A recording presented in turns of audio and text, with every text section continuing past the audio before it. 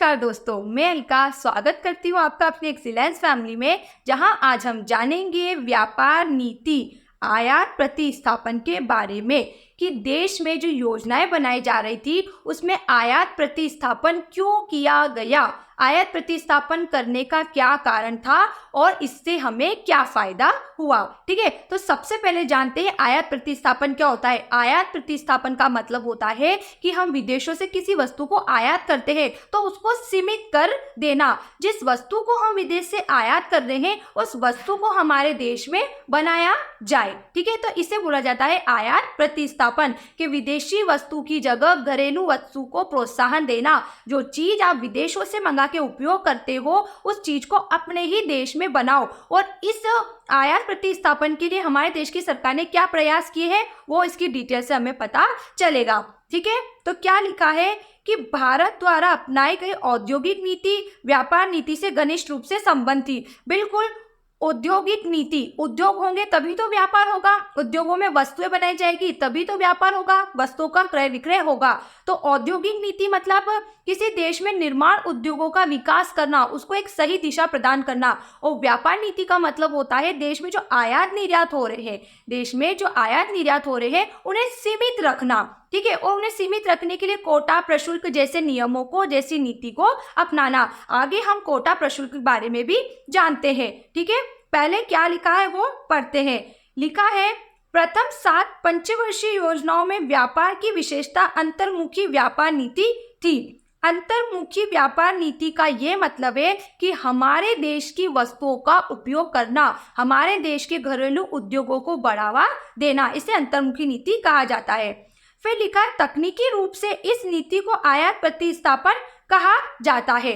अंतर्मुखी को ही आयात प्रतिस्थापन, अभी हमने आयात प्रतिस्थापन का यही अर्थ पढ़ा था कि घरेलू उद्योगों को प्रोत्साहन देना। तो घरेलू उद्योगों को कब प्रोत्साहन देंगे? जब हम आयात को कम करेंगे, सीमित कर देंगे। फिर लिखा है इस नीति का उद्देश्य आयात के बदले घरेलू उत्पाद द्वारा पूर्ति करना है, जो हमने अभी पढ़ा। उदाहरण के लिए विदेश में निर्मित वाहनों का आयात करने के स्थान पर उन्हें भारत में ही निर्मित करने के लिए उद्योगों को प्रोत्साहित किया जाए। इस नीति के अनुसार सरकार ने विदेशी प्रतिस्पर्धा से घरेलू उद्योगों की रक्षा की।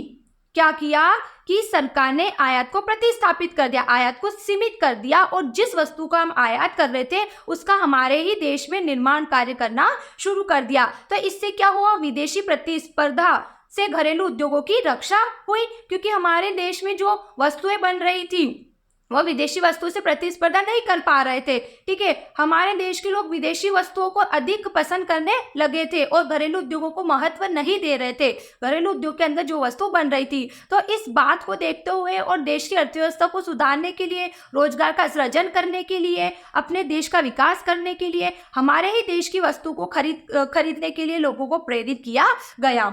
फिर आगे लिखा है आयात संरक्षण के 2 प्रकार थे, प्रशुल्क और कोटा। प्रशुल्क आयातित वस्तुओं पर लगाया गया एक कर है। प्रशुल्क लगाने पर आयातित वस्तुएं अधिक महंगी हो जाती है, जो वस्तुओं के प्रयोग को हतोत्साहित करती है। हमने पढ़ा था, हम पढ़ रहे हैं कि आयात प्रतिस्थापन, आयात को सीमित करना और घरेलू उत्पादन को बढ़ाना। अब आयात को सीमित करने के लिए प्रशुल्क और कोटा 2 चीजों का उपयोग किया गया। प्रशुल्क का अर्थ होता है ये एक प्रकार का कर होता है जो कि 5% तक का लगाया जाता है, और देश के उद्योगों को संरक्षण देने के लिए इस दर को बढ़ाया भी जा सकता है। तो इसमें क्या किया गया कि आयात शुल्क जो है उसको भारी पैमाने पर बढ़ा दिया गया। एग्जाम्पल के तौर पे हम समझते हैं जैसे हमारे घरेलू उद्योग में बनने वाली कोई भी वस्तु 100 रुपए की है। ठीक है, कोई भी वस्तु XYZ आप ले सकते हो, इसमें घड़ी ले लो या आप कपड़ा वगैरह कुछ भी ले लो, 100 रुपए की वो वस्तु है। अब वही वस्तु विदेश में कितने रुपए की मिल रही है? मतलब जहां से हम आयात करते हैं विदेश से 60 रुपए की है।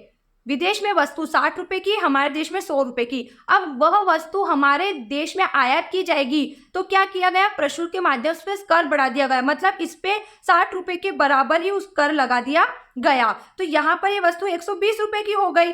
जबकि हमारे देश में कितनी है, 100 रुपए की। तो ऐसी कंडीशन में 120 रुपए लोगों को महंगा लगेगा तो आयात नहीं करेंगे और 100 रुपए में ही वस्तु खरीदेंगे। अब जरूरी नहीं है यहाँ पे 60 के बराबर ही कर लगा है, हो सकता है यहाँ पे 50 रुपए के बराबर कर लगा है। कुल मिला के कर इस प्रकार से लगाया गया था कि हमारे देश में वस्तु की जो कीमत थी वो कीमत कर लगाने के बाद विदेशी वस्तु की अधिक हो।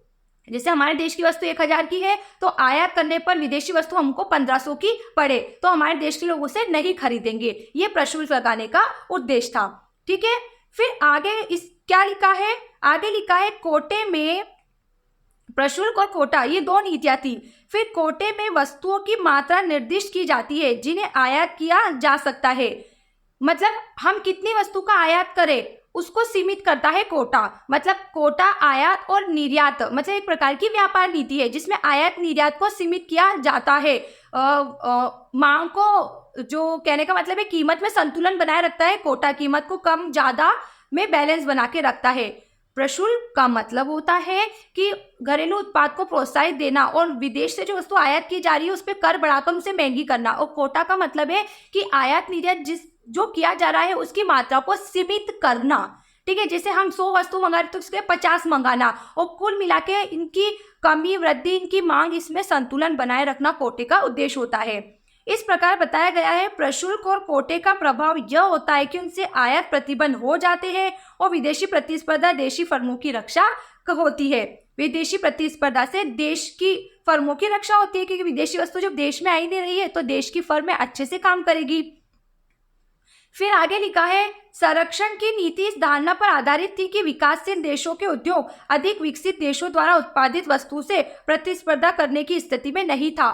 संरक्षण देने का, कोटा, प्रशुल्क, ये सब लगाने का उद्देश्य क्या था कि हमारे देश के घरेलू उद्योग विदेशों से प्रतिस्पर्धा नहीं कर पा रहे थे। यह माना जाता है कि यदि घरेलू उद्योगों का संरक्षण किया जाता था तो समय के साथ वे प्रतिस्पर्धा करने भी सीख लेंगे। हमारे योजनाकारों को यह भी आशंका थी सॉरी कि यदि आयातों पर प्रतिबंध लगाया जाता था तो विलासिता की वस्तुओं के आयात पर विदेशी मुद्रा खर्च होने की संभावना बढ़ जाती। विलासिता की वस्तु का मतलब है जैसे आज सेलफोन एक अनिवार्य आवश्यकता हो गई है। अब इसकी जगह आप स्मार्टफोन का यूज करोगे तो ये विलासिता की वस्तु हो जाती है। तो अगर आप आयात प्रतिस्थापन नीति नहीं अपनाते है ना, और बड़ी मात्रा में विलासिता की वस्तु इन सबको आयात करोगे, अब लोगों के पास पैसा बढ़ता है तो विलासिता की वस्तु की मांग भी बढ़ती है, तो हमारे देश की मुद्रा विदेश में जाती। फिर लिखा है 1980 के दशक के मध्य तक निर्यात संवर्धन पर कोई गंभीर विचार नहीं किया गया था। निर्यात संवर्धन का मतलब होता है बढ़ाना, कि 1980 तक निर्यात के बारे में कुछ विचार नहीं किया गया था। तो यहाँ पर हमारा आयात प्रतिस्थापन समाप्त होता है। अब अगर आपको कोई भी डाउट है तो जल्दी से उसे पूछिए।